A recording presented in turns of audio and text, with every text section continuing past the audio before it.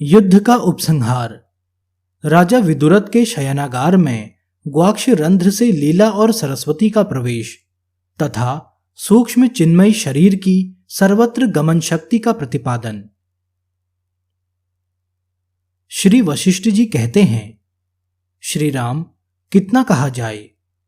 वासुकी भी अपनी 2000 जिह्वाओं से यदि शीघ्रता से बताना चाहे तो भी इस श्रेष्ठ संग्राम का पूर्णतया वर्णन करने में समर्थ नहीं हो सकते।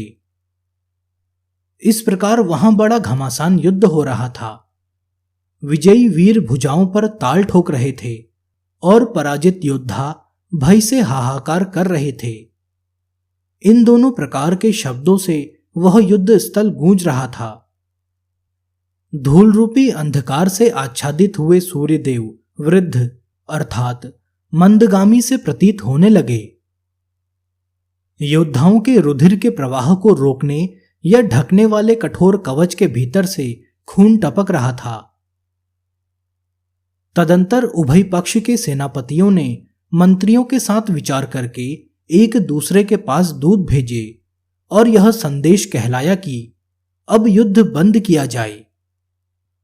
उस युद्ध स्थल में विशेष परिश्रम के कारण सभी के यंत्र, शस्त्र, अस्त्र और पराक्रम मंद पड़ गए थे। अतः उस समय सब लोगों ने युद्ध बंद करने की बात हृदय से स्वीकार की। तत्पश्चात विशाल रथ के ऊंचे ध्वज के पास ही स्थापित हुए लंबे बांस के खंबे पर दोनों सेनाओं का एक एक योद्धा उसी प्रकार चढ़ा जैसे ध्रुव उच्चतम स्थान को आरूढ़ हुए हों। ऊंचे चढ़े हुए उन योद्धाओं ने संपूर्ण दिशाओं में उसी प्रकार श्वेत वस्त्र हिलाया जैसे रात्रि शुभ्र किरणों से सुशोभित पूर्ण चंद्रमा को समस्त दिशाओं में घुमाती है। वस्त्र हिलाकर उन्होंने यह सूचना दी, अब युद्ध बंद करो। इसके बाद जैसे प्रलय के अंत में तत्कालीन एक अर्णव से जल का प्रवाह चारों दिशाओं में निकलने लगता है, उसी प्रकार उस युद्ध स्थल से दोनों सेनाएं बाहर जाने लगी। सारी रणभूमि मुर्दों के ढेर से पड़ गई थी। जहां तहां खून की नदियां बह रही थी और सब ओर घायल योद्धाओं के चीत्कार सुनाई पड़ते थे। वह रणभूमि मृत्यु के उद्यान की भांति जान पड़ती थी। वहां मरकर गिरे हुए असंख्य घोड़ों, हाथियों, मनुष्यों, राजाओं, सारथी सहित रथों और कटी हुई ऊंटों की गर्दनों से जो रक्त का प्रवाह सब ओर फैल रहा था, उससे एक सुंदर नदी प्रवाहित हो चली थी। खून से भीगे हुए अस्त्र शस्त्र ही वहां जल से सींची हुई हरी भरी लताओं के समान जान पड़ते थे। वह रण उद्यान प्रलय काल में पर्वतों सहित विध्वंस हुए संपूर्ण जगत की भांति दृष्टिगोचर हो रहा था। सूर्यास्त के पश्चात आकाश, पर्वत, उसके निकुंज और उसकी गुफा के भीतर फैलकर पिंड के समान एकत्र हुए घने अंधकार का समूह काले मेघों की घटा के समान वहां सब ओर छा गया था। चंचल भूतों के वेग से व्याकुल हुआ वह रण क्षेत्र प्रलय काल की वायु से कंपित लोकों और उनके उपकरणों से युक्त ब्रह्मांड के समान जान पड़ता था। तदंतर जब सर्वत्र नीरवता छा गई, अंधकार का संचार हो गया, संपूर्ण दिशाओं के लोगों की आंखें निद्रा से बंद हो गई, उस समय उदार हृदय लीलापति कुछ खिन्न चित्त से होकर चंद्रमा के मध्य भाग के सदृश मनोहर तथा शीतल कमरों वाले अपने सुंदर महल में पूर्ण चंद्रमा के समान आकार वाली और बर्फ के समान शीतल श्वेत शैया पर अपने नेत्र कमलों को बंद करके सो गए और 2 ही घड़ी में उन्हें गहरी नींद आ गई। तत्पश्चात वे दोनों ललनाएं उस युद्ध स्थल के आकाश को छोड़कर उस राजमहल में खिड़कियों के छेदों से उसी प्रकार घुस गई जैसे वायु की रेखाएं इसी छोटे रंध्र मार्ग से आधे खिले कमल के भीतर प्रविष्ट हुई हों। श्री राम जी ने पूछा, विद्वान वक्ताओं में श्रेष्ठ प्रभु, यह इतना बड़ा स्थूल शरीर तंतु के समान सूक्ष्म छेद की राह से किस प्रकार उस घर में प्रविष्ट हुआ? श्री वशिष्ठ जी ने कहा, रघुनंदन, जिस पुरुष ने पहले दीर्घकाल से यह अनुभव किया हो कि मैं स्थूल शरीर नहीं हूं, शुद्ध चिन्मय आत्मा हूं, अतः सभी स्थानों में जा सकता हूं, वह पीछे चलकर स्थूल देह की अवरोध आदि क्रियाओं से कैसे मुक्त हो सकता है?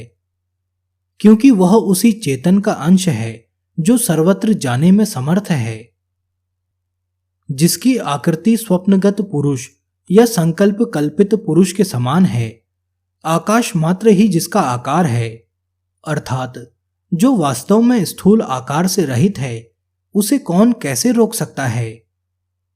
जीव जहां मरता है उसी स्थान को शीघ्र देखता है और वहीं उसे अनेक भुवनों से युक्त यह विशाल प्रपंच इसी रूप में स्थित सा दिखाई देता है।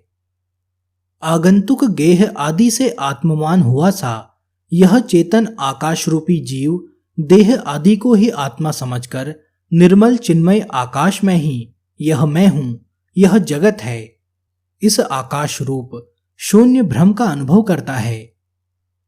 इस जगत रूपी भ्रम में देवताओं, अमरावती आदि श्रेष्ठ नगरों, मेरु आदि पर्वतों, सूर्य, चंद्रमा और तारा समूह के कारण अपूर्व सौंदर्य प्रतीत होता है।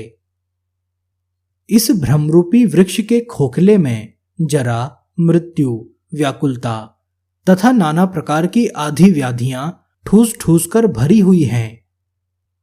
इसमें अपने अभीष्ट वस्तु की प्राप्ति और अनिष्ट वस्तु के निवारण के लिए स्थूल सूक्ष्म चर अचर सभी प्राणी उद्योगशील हैं तथा यह भ्रमरूपी प्रपंच समुद्र, पर्वत, नदी, उनके अधिपति, दिन, रात, कल्प, क्षण और प्रलय इन सब से युक्त है। इस प्रकार यद्यपि यह विश्व दीवाल की तरह स्थूल एवं स्थिर दिखाई देता है, तथापि मन के संकल्प के सिवा और कुछ नहीं है। मनन करने पर यह चल अस्थिर ही सिद्ध होता है। तुम इस समय मन में अपने अनुभव के अनुसार इसके स्वरूप पर विचार करो।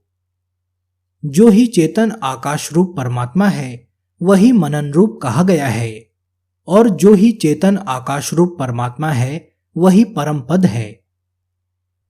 चेतन आकाश स्वरूप परमात्मा का अभूत मायाकाश में या सूक्ष्म भूतों के कार्य रूप चित्त आकाश में जो स्फुरण है वही नाम और रूप से नाना भाव को प्राप्त होने वाला जगत कहा जाता है। लीला और सरस्वती दोनों निष्पाप देवियां परमात्मा के तुल्य विशुद्ध एवं चिदाकाशमय शरीर से युक्त थी, इसलिए वे सर्वत्र जा सकती थी। उनके लिए कहीं भी प्रवेश करने में कोई बाधा नहीं थी। वे चिदाकाश में जहां जहां अपने को प्रकट करने की इच्छा करती थी वहां वहां सदा ही अपनी रुचि और अभिलाषा के अनुसार प्रकट हो जाती थी। इसलिए राजा विदुरथ के घर में उन दोनों का जाना संभव हुआ। चिन्मय आकाश सर्वत्र विद्यमान है, उसमें जिसे आतिवाहिक कहते हैं वह चिदाकाशमय सूक्ष्म शरीर सर्वत्र विचरण कर सकता है, क्योंकि वह यथार्थ ज्ञान स्वरूप धारणात्मक एवं मनन रूप है। तुम ही बताओ, उस सूक्ष्म देह को कौन, कैसे और किस लिए रोक सकता है?